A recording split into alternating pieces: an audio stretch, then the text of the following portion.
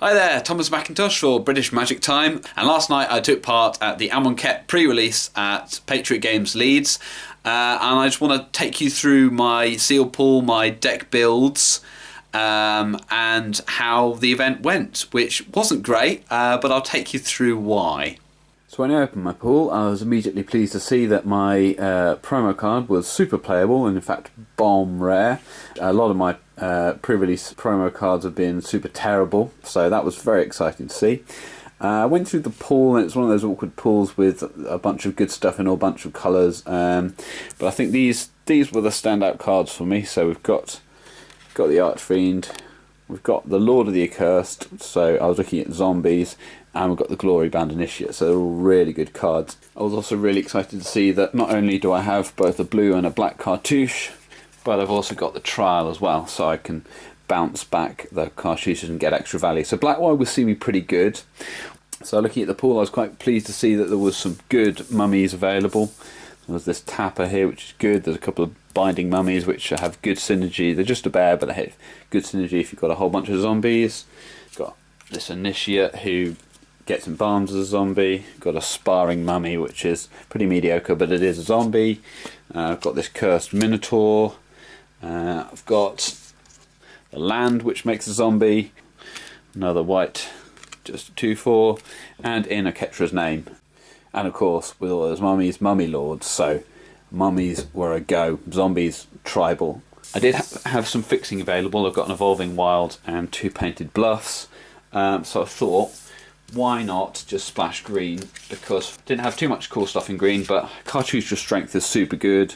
Just like removal cartouche and a Beetle, and just get some beats on, put a -1/-1 counter on their things. Not super synergistic with what I'm doing, but just really good cards, and the splash felt relatively free. And one other thing, if I was already going to play Prepare because it's great, but if I'm splashing for green, then I also get the value from Fight down there as well, so that's also good value. So this is my white, black, splash green Abzan Zombies Tribal. So you can see all those zombies that I've covered already. The Trials down here, we've got Prepare and all that jazz. Other creatures that have got an edge, like the Scorpion's a good creature. The Tarkrop Elite up here is a good flyer up there, and then the Horror of the Broken Lands up there. It's a shame for the Archfiend and the Horror that I didn't really have much cycling at all. I mean, originally I just had the Scorpion. This deck is a little bit modified. I asked Chris Vincent, our own Chris Vincent, partway through the tournament, some advice. So we ended up doing a couple of changes. I think we brought in Vizier of Deferment, like instead of Doom Dissenter, because it's not a particularly good card unless you're sort of putting -1/-1 counters on it or sacrificing it or jazz. And we brought in the Wandering Death here for Painful Lesson. I thought Painful Lesson was alright, but as he pointed out, Wandering Death, often going to get some good creatures back rather than random cards, and it's got cycling for both the Horror and the Archfiend, so it's better in this deck. I mean, this deck, it's got the zombie synergy, but it doesn't really have many ways to do cycling or discarding to activate these guys at the top. Doesn't really have much synergy with -1/-1 counters. So yeah, it's not the best deck, but I was thinking it was the best one I could build from the pool. So in round one, I'm paired up, as it happens, against another deck that's playing black, white, green. It's an Abzan mirror match. He doesn't have as many zombie synergies as I have. The first deck goes fairly well. In game one, I get a Binding Mummy down. I get both black and white cartouches on it. When he plays blockers, I play other zombies and tap them down and hit him. So game one is pretty good, pretty simple. Game two, I keep a pretty loose hand without the right colours in it. I played a cartouche into removal. He plays Splendid Agony and gets the -1/-1 counters and kills it. So that's a 2-for-1 myself by not playing carefully. Got overconfident in game one. I held off his massive 4/5 threat for absolutely ages with a Fan Bearer, just tapping it down every turn, and making him chip at me for 1 or 2 damage. But he gets me in the end. Game 3, it's another pretty good one. I get some pressure on, I start beating him down, I'm tapping down blockers, and he never finds the second white for the Angel of Sanctions that was apparently in his deck. So that was a thing. Would have been pretty terrifying that turned up. So after the game, we have a look at his deck. The Fog that he played on me, Haze of Pollen, I strongly encouraged him to take that out of the deck because, as we all know, ladies and gents, Fogs are not usually fantastic cards.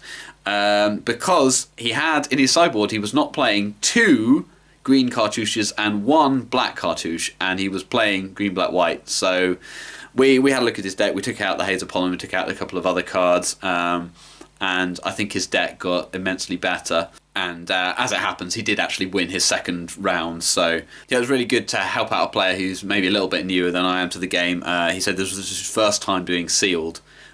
First time ever at a pre-release. So in round 2, I'm paired up against Matt, who's a guy I know well, love him dearly. And Matt has a ridiculous green-red aggro deck. So in game 1, he gets out Bloodlust Insider, which is the 1/1 which can tap to give haste, and I was a little bit taken aback. But turn 2, he's got the Naga Vitalist, which can tap for mana.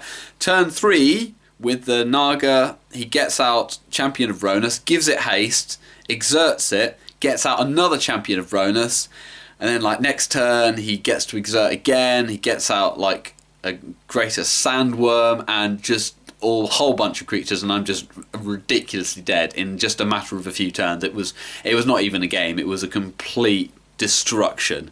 So I'm left staring at my deck thinking, his deck does a hell of a lot better job of being an aggro deck than my zombie tribal deck. So at this point I go back to the drawing board, because when I was putting my pool together I had considered blue-white. Blue-white was like the first thing I put together. So I decided to completely sideboard my deck, and Matt was very patient while I completely rebuilt in this deck that you're about to see here. So after removing all the black, sticking a whole bunch of blue stuff in there, this is what we end up, as well as all of the black cards. We also remove some more zombie synergies because we haven't got the zombie lord anymore. So Spiring Mummy is out, Inaketra's Name is out, and the Mummy Generator is out. So instead we've got Temet and we've got Aven Windguide, which are really good, but there's barely any other Embalm in the deck. So we've got like one guy there. So I mean, if there were more Embalm cards, this definitely would have been a way to go. But because there's so few Embalm, it's just not great. I mean, you've got a bit more top end up here with the Floodwaters and the Lay Claim. You've got some counterspells and some bounce. Cartouche of Knowledge is pretty good down here. I've still got the green splash for the Cartouche of Strength and the other half of Prepare, although lost the Beetle obviously. So it's kind of trying to hold down the ground a little bit with Ancient Crab, and got some I guess this, yeah, tell a lie, there is a bit more Embalm with the Skirmishers, but there's still only 5 Embalm creatures, so it's still not great, because I mean both of those guys are really good if you've got loads of Embalm, and just the synergy isn't there. So just like with the Archfiend and the Horror in the last deck, where there's not enough cycling to really fuel them or discard, in this deck there's not enough Embalm tokens. So I mean, it's definitely wondering, is this quite a synergistic format? Does it suffer from sealed not having enough Gs in your pool if you just don't get that synergy in your pool? So game 2 with the new blue-white green Bant, blue-white tempo splash green. Turn 4, I make probably the mistake of playing the Aven Windguide, my Embalm guy, instead of holding up Essence Scatter, because I knew how powerful his deck could be. And so of course he gets the Champion of Ronus down. He doesn't exert it that turn, but of course he exerts it next turn, and he plonks down the 7/7. And a turn 5 7/7 in limiters is just, I mean, I don't really have any unconditional removal in my deck, and I just lost. So I was super dead, and feeling pretty envious of Matt's pool, to be honest. 2 Champions of Ronus. He actually had 2 huge beasts. He had the 7/7. He had another big worm, and it was just a crazy deck. So well done, Matt. So round 3, I'm paired up against red-white aggro against another really good player from my store. So a little bit concerned, and so it turns out that I did well to be concerned. Game 1, of course, he aggroes me out. He's got cheap red removal for my creatures. He uses a threaten effect, limits of solidarity, armed crop crasher, other small aggressive creatures, just kind of kill my stuff, steal my stuff, hit me with my stuff, and I'm dead pretty quickly. So, again, I panic a little bit and say my deck isn't as good as his deck at doing what his deck just did, aggroing out, so I decide to try and get a bit more tempo-y, a bit more counter magic, so go back to the Bant tempo. In Game 2, it starts out well. I've got the Ancient Crab on the ground, which he doesn't like the look of at all, which is going to hold off a whole bunch of his small aggressive creatures. I'm chipping in for damage. I get Glory-bound Initiate down, exerting of that to gain some life. I've got Prepare the split card, I gain a bit more life off that, so I'm pretty well above 20, and I'm chipping in for damage. But there's a Ketra. There's the reason he's playing white. He's got the gods, so that's a thing. Fortunately, this blue deck does have some bounce stuff, so I'm able to bounce it. I have to fight through a cast out. I return that to his hand, say that he can't cast it next turn. But for all that I'm bouncing things and chipping in for damage, he's got a lot of things. He starts playing out a huge board of creatures, all ground base. I'm still getting in the air, but he's got a lot of stuff. So I've got him pretty low. He's quite close to dead, and then he goes for the plunge. He does a threaten effect. He steals one of my guys, Uncrop Crasher, that can't block. Swinging with a Ketra and all the teams, a hell of a lot of creatures, because he's dead to my flyers next turn. So I block a Ketra and take 24 damage, go to 3. But he's got Throne of the God Pharaoh on the field, so of course I take another 12 or so damage, and I'm just super dead, and just feeling just at a loss as what to do, because after that first round that went so well, I just had 2 losses with no gains picked up, and it's just going terribly.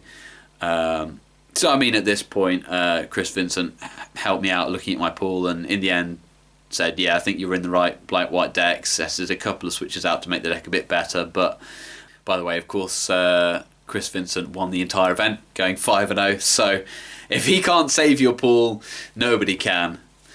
Round 4, I was feeling very low and in the dumps. I was playing up against a player who I felt was a bit more on my play skill level, so I found that reassuring. I won a solid game 1 against blue-green ramp. I just, tapped his things down, hit him with stuff, cartouche is going, trial, make him sacrifice stuff. But in game 2, I was worried about how I was going to deal with a sandworm that he'd revealed from his hand. Again, it's difficult for me to deal with big creatures. I don't have the 5-cost unconditional black removal. I don't have the 4-cost exile white removal. So for colours which have some pretty good removal in, I don't have the good removal. So I've gone back into Bant again. But my opponent decides to try something different as well. He sideboards into Rakdos aggro with a heck of a lot of mediocre to poor black-red aggressive creatures. He starts beating me down with the prowess guy with a red cartouche on him, making him a 2/4. And the 1/4 beetle with a black cartouche on him, which aren't the best aggro creatures in the world. So in the end I steal the beetle with my 7-drop stealer thing, just so I can have a good blocker that will gain me some life when he blocks. And then the Glorybringer comes to play, and I don't have a counter spell for it, and it just burns my stuff and kills me super dead, even though I can bounce it once, but it just comes back and it kills me super dead. And of course in game 3, variance comes a calling. My 7 isn't great. There's nothing I can do for until turn 4 or 5, which you don't want to get an aggro deck. My 6 has 0 lands. My 5 has 0 lands, and I keep a 4. I try super hard to make it a game, but the Glorybringer comes and brings the glory once again. So I'm just left holding my hands up and going, what can I do? I mean, at least I got a game. At least I got a game back. In round 4, I finally won another game, but at this point I decide maybe the Bant is just not doing it. It's just not as good as I thought it was, and maybe I should just stick to the zombies deck, whatever happens next round, and just try and pick up a win and go 2-3. So it's the 5th round now. Sultai. He's playing Sultai mid-range. We have some mixed games, like I get the upper hand, I get a good game holding his things down and getting him with cartouches and my black trial and stuff. He comes back at me, he's got the 5/3 flyer that counters the ability once every time you target it. So we're 1-1, we go into game 3, I'm pushing, I'm really trying hard to get him. We go to turns, I've got 5 damage on the board over 3 creatures. He plays a 2/2 Death Touch blocker. I've got the split card in my graveyard, the fight one, that if it hadn't been a Death Touch, I could have fought my 3/3 against it, killed it, swung for the win. But because it's got Death Touch, there's nothing I can do. I have to trade off my 2/2 with it, and then attack for 4, putting him at 1, and we draw last round. So I finish up a win, a draw, and 3 losses. And I mean, that's been the story of me at pre-releases. I never seem to build the right deck, or I can build a good deck, but I just can't get the results with it. I think I've got so much to learn about Limited. It's all the more frustrating because for Shadows of Innistrad, I came second in the pre-release out of like 30 people, only losing to Matt Ridgely, that name again. And I had a deck with no bombs in it, just synergy, just madness synergy. And I don't know how I did it. I don't know how I built such a good deck. I don't know how I played so well. And I don't know how to do it again because I've just been performing miserably ever since. More work to do. Of course, I was not particularly happy with the Archfiend and the Horror, just because I didn't have enough synergy to make the Archfiend truly amazing. I mean, it was just a big flying guy, basically, because I didn't get to do cycling once with it, and the same with the Horror. I didn't get to cycle, so I didn't get the true value out of them that they can have in more synergy for that. So while I had the zombie synergy down, the cycling synergy, I just didn't have it. So that was really disappointing, and they didn't do nearly as much as they could do. And like the 4 toughness on the Archfiend actually meant that it got dealt with more than you might think. And I also found that the cartouche of strength, I mean, it was difficult to cast because I was splashing colour, and often I had to like 2 for 1 myself because my creatures are all pretty small. The zombies are pretty small. I don't have that many big creatures. So the cartouche of strength didn't end up doing much in the end, which was a disappointment. The beetle did a bit, but often, big dumb thing got countered or removed. So the green splash, it may or may not have been right to do, but it didn't end up playing out all that well. Prepare was a really nice combat trick. The +2/+2 and lifelink was a real game changer sometimes. But I just often forgot about the aftermath half, and often, I was lacking the green to cast it anyway. But I definitely found that it's a lot to keep track of, to try and remember about your aftermath things, as well as trying to look for embalm stuff in the graveyard as well. So I didn't necessarily get the full value out of this card. Still very good. So I like the zombie-ness. I like the cartouches and the trials. I like the glory bound initiate. Disappointed with the amount of cycling that I wasn't able to do to get value out of my cyclers. Zombies and cycling don't synergize at all well with each other, really. And just briefly about the blue-white deck, the Bant deck, it didn't have enough embalm to make it a good deck. Like, it had barely enough to make it a thing, like with the 2 embalm sort of lords and like 3 other embalm creatures. It wasn't enough to make it a good deck. So this set just really does seem to be about synergy, and I didn't have enough synergies to do wins, to do a winning record. Oh well. I mean, I had fun. Like, I really love the set. Like, it's got so much flavour to it and so many cool mechanics, but it's just frustrating when you can't get the synergies good enough to make a good deck and play well enough to get the wins. Better luck in Hour of Devastation, I suppose.